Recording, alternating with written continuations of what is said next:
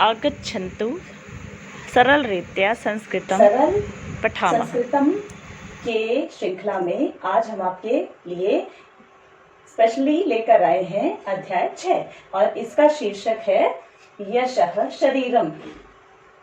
यश का अर्थ होता है फेम, होता है फेमस जो हो जाता है ना, उसको बोलते हैं हम लोग कि यश फैल गया, उसका फेम होता है, कीर्ति होती है, उसकी प्रसिद्धि होती है। और शरीरम माने आप जानते हैं।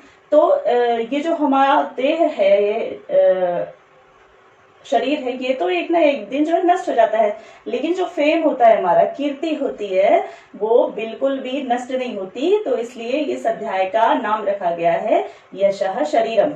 और इसमें आपको एक बहुत अच्छी इंटरेस्टिंग सी स्टोरी है और इसमें आप देखेंगे कि ये इस स्टोरी से आपको अत्यंत अच्छी शिक्षा मिलने वाली है ना। ये देखिए, ये स्टोरी है हमारी जी। तो हम ऐसे एक एक स्टोरी को हम सीखेंगे, है ना, एक एक लाइन को सीखेंगे। तो अब हमने शुरू किया है स्टोरी ऐसी है। गंगा तीरे मार्कंडेय नाम कश्चन मुनि ही वसति स्म। गंगा नदी के किनारे मार्कंडेय नामक एक मुनि रहते थे और उनके आश्रम में अनेक शिष्य लोग रहते थे। वासुदेव उनका सबसे अधिक फेवरेट स्टूडेंट था, शिष्य था, प्रिय शिष्य था, है ना। और एक दिन जब उसका 12 वर्षीय अध्ययन जो है समाप्त हो गया, 12 वर्ष का अध्ययन, तो उसके गुरु ने उसको अपने निकट बुलाया और उससे उन्होंने बोले उनसे, है ना। तो एक चीज हम आपको यहाँ पे अवगत करा देते, जैसे अभी आप स्कूल में आते हैं ना, रोज स्कूल में आते हैं 6 आवर्स के लिए, 7 आवर्स के लिए, 6-7 घंटों के लिए, और फिर आप वापस लौट जाते हैं, अपने घर चले जाते हैं। लेकिन आपके इसी राष्ट्र में ही ऐसी शिक्षा व्यवस्था थी कि छोटे होते जब आप, उस वक्त आपका एडमिशन आश्रम में हो जाता था, फिर जो छात्र होते थे वो वहीं रहते थे 12 वर्षों के लिए और समस्त शिक्षाएं उनको उसी आश्रम में मिलती थी। अभी आपको अलग अलग विषयों के लिए अलग अलग शिक्षक नियुक्त किए जाते हैं, लेकिन उस वक्त एक ही आचार्य सभी विद्याओं में निपुण होते थे और वो सारी विद्याएं अपने छात्र को सिखा देते थे। तो यहाँ भी वासुदेव का 12 वर्ष का अध्ययन जब कंप्लीट हो गया, तो उनके जो आचार्य थे उन्होंने बोला कि अब आप सभी शिक्षाओं में आप निपुण हो गए हो, अब आप वापस अपने गांव जा सकते हो। लेकिन जाने से पूर्व आप जो है द्वारकापुर जाकर देवराज के घर को आप देख कर आओ। उसके अंदर नहीं जाना है, केवल देख के आओ, ठीक है। जब ऐसा आदेश मिला वासुदेव को, तो वासुदेव उसी दिन तस्मिन्नेव दिने द्वारकापुरम प्रति प्रस्थितवान, उसी दिन द्वारकापुर के लिए निकल गया। और फिर क्या हुआ कि वहां जब गया तो उसने लोगों से उसका मकान कहाँ है ऐसा उसने पूछा। देवराज से गृहम कुत्र, देवराज का मकान कहाँ है। तो ऐसा सुनते ही जिन लोगों से उसने सवाल किया था, उन लोगों ने उसको बोला कि आप बेकार उसके यहाँ जा रहे, क्यों उसके यहाँ जा रहे, वृथा किमर्थम गम्यते तत्र, है ना। और उसको बिना उसका मकान का पता बताए हुए वो वहां से निकल गए। फिर उसके बाद कुछ और आगे आया तो एक कुएं में कुछ महिलाएं जल निकाल रही थी, कुएं से निकालते रस्सी से, तो वो लोग निकाल रही थी। तो वहां उसने उनसे जल की याचना की और अपनी प्यास को उसने बुझाया। और जब उसको पानी इत्यादि उसको जब मिल गया तो उससे फिर उन लोगों से, उन महिलाओं से उसने पूछा कि देवराज का घर कहाँ है। तो वो महिलाएं भी नाराज हो गई और उन्होंने बोला कि मेरे सामने उसका नाम आपने क्यों ले लिया, पापी आदमी का आपने नाम ही क्यों ले लिया। ऐसा बोलते हुए नाराज होके वहां से चली गई। आगे जब गया तो वहां उसको किंचित अग्रे गतः वासुदेवः कश्चित् देवालयम् अपश्यत्। जब आगे गया तो वहां उसको एक देवालय मिला। देवालय का अर्थ क्या होता है? मंदिर। और वहां पे क्या हो रहा था, इस लाइन को अंडरलाइन कीजिएगा। तत्र प्रसाद ट्रेन भोजन वितरणम प्रचलति। वहां पे प्रसाद रूप में भोजन वितरण अर्थात जिसको आप साधारण लैंग्वेज में बोलते हैं भंडारा, तो भंडारा हो रहा था वहां। और हमारे जो वासुदेव है उसको बहुत अधिक जो है क्या हो रहा था, वो भूख लगी थी उसको। तो वो जाके जना नाम पंक्त उपाविशत, वहां जहां पंगत लगी हुई थी वहां पे बैठ गया। ठीक है। और भोजन समय, भोजन के वक्त बगल में बैठे हुए व्यक्ति से उसने पूछा, उसने ये पूछा कि क्या देवराज अत्यंत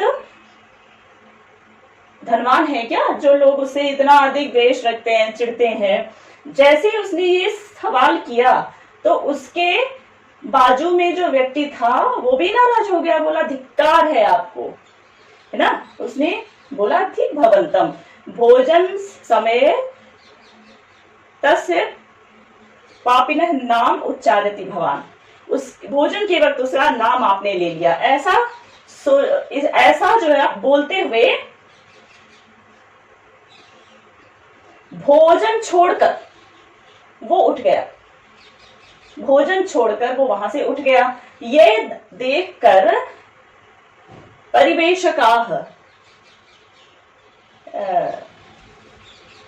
परोसने वाले जो होते हैं भोजन, उन्होंने वासुदेव को खाना, खीर, अनाज और जो भी वहां का आइटम वो सब था, व्यंजन, वो सब उसको दिया ही नहीं, है ना। और वो वहां से भूखा ही उठ गया, भूखा ही उठ गया वो। अब सोचो ऐसा वो देवराज कैसा व्यक्ति रहा होगा कि वो उसका नाम सुनते ही लोग नाराज हो जाते, नाम भी नहीं सुनना चाहते थे। और दूर से ही देवराज का घर देखकर वो वापस आ गया। गुरुदेव की आज्ञा थी कि अंदर नहीं जाना, दूर से ही देख कर आना, तो वो दूर से ही उसने देखा, वो वापस आ गया। और फिर थोड़े दिन के बाद आचार्य ने उसको आज्ञा दी कि रामदेव के घर को देख कर आओ, रामदेव का घर देख कर आओ। ठीक है। अभी अभी वहां से आया था, फिर आचार्य ने आज्ञा दे दी रामदेव के यहाँ मकान देख कर आओ। तो अगले ही दिन शिष्य जो है रामदेव का जो गांव था रामनाथपुरम, वहां के लिए निकल पड़ा। ठीक है। और उसको बीच मार्ग में मध्य मार्गम तेन सोमपुरम प्राप्तम, बीच मार्ग में उसको एक गांव मिला जिसका नाम था सोमपुर। ये इस लाइन को अंडरलाइन कीजिएगा। ठीक है। और जब वहां आया तो वहां एक माता अपने मकान के सामने बैठी हुई थी। तो उस वासुदेव ने उसे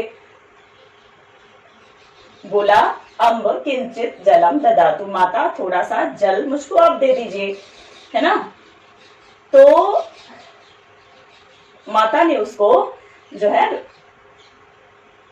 जल उसको दिया और उससे पूछा भवता कुत्र गम्यते। ये लाइन भी अंडरलाइन कीजिएगा। माता पृच्छत भवता कुत्र गम्यते, माता ने पूछा कहाँ जा रहे हैं आप। जब ऐसा हुआ तो वासुदेव ने बोला कि मैं रामदेव जी के घर जा रहा हूं।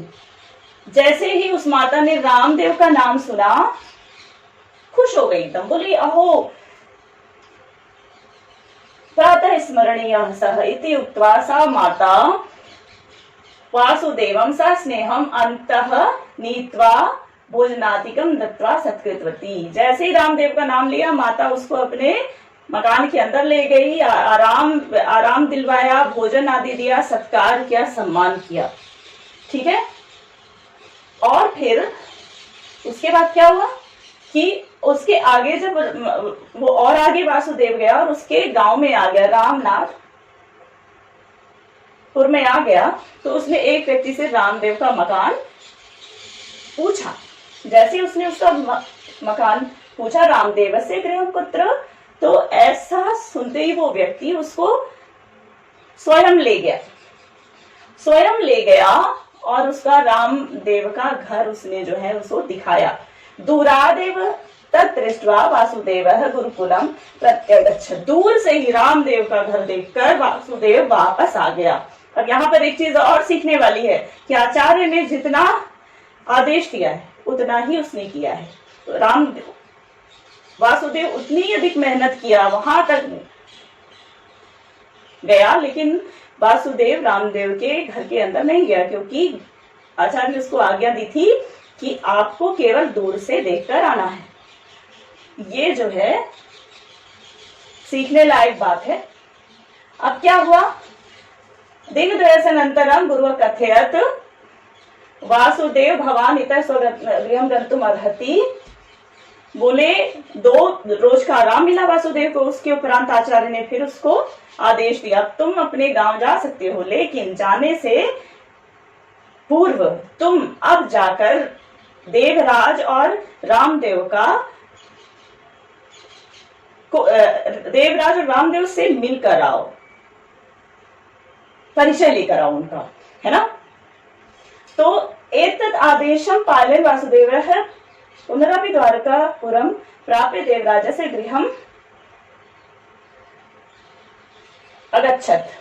और जैसे आचार्य का आदेश हुआ, फौरन वासुदेव फिर से देवराज के घर द्वारकापुर गया और वहां उसके मकान के सामने आ गया। मकान उसका वैभवोपेतं गृहं तत्, वैभवशाली मकान था उसका। ऐसे जैसे अट्टालिकाएं होती हैं, कोठियां होती हैं, है ना, वैसा उसका मकान था, ऐश्वर्य युक्त मकान था। इस लाइन को अंडरलाइन कीजिएगा। और वहां पे एक गार्ड भी लगा हुआ था, द्वार रक्षक लगा हुआ था, जिसने जो है वासुदेव को अंदर जाने से रोक दिया, प्रवेशम निषिद्धवान, रोक दिया। बहुधा प्रार्थना यदा कृता तदा स अंतर्गत्वा देवराजम वासुदेवागमनम निवेदितवान। जब वासुदेव ने बहुत अधिक निवेदन किया तो वो द्वार रक्षक अंदर गया और उसने जाके देवराज को वासुदेव के आगमन की सूचना दी। और फिर मालूम है क्या हुआ, फिर जो है देवराज वहां से अंदर से बहुत नाराज होके बाहर आया और उसने बोला, फौरन, ना कुछ आने जाने वाले का उद्देश्य, ना कोई स्वागत सत्कार, ना कोई अभिवादन, कुछ भी नहीं, सीधा उसने चिल्लाते हुए बोला कि किम धनम याचितुम आगतम भवता, क्या तुम मुझसे संपदा, मेरे रुपए लेने आए हो क्या? ऐसा उसने चिल्ला के बोला। और उसने बोला, मया कस्मैचित किमपि न दीयते, मैं किसी को कुछ भी नहीं दूंगा। और अंत में उसने जो है बड़बड़ाया, मम विश्रांति नाशिता, मेरा आराम आपने बिगाड़ दिया। मतलब मैं आराम में था और आप आ गए और मेरा आराम में जो है विघ्न आ गया। ऐसा जोर जोर से चिल्लाते हुए देवराज ने वासुदेव को निकाल दिया बाहर, तब प्रेषितवा, वापस भेज दिया। ठीक है।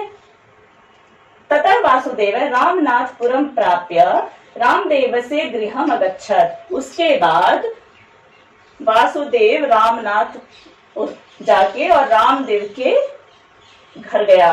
और उसका मकान कैसा था, ये देखिए, उसका मकान पर्णय निर्मितम प्राचीनम गृहम तत्, पुकारा पुराना मकान था, पत्तों से निर्मित था, झोपड़ी थी माने, है ना। और वहां उस झोपड़ी के अंदर से एक युवक निकला और उसने उनका स्वागत किया, उनको नाश्ता आदि उनके लिए दिया, फिर उनके आराम की व्यवस्था की। और जब वासुदेव ने आराम इत्यादि जो है कर लिया, तो फिर उस युवक ने अपना परिचय देते हुए वासुदेव के आने की वजह पूछी। उसने बोला कि मैं रामदेव का बेटा हूं और आप यहाँ पर क्यों आए हैं, आने का कारण बताइए। तो वासुदेव ने रामदेव की दर्शन की इच्छा जताई। ठीक है, तो फिर क्या हुआ कि उस युवक ने बोला कि मेरे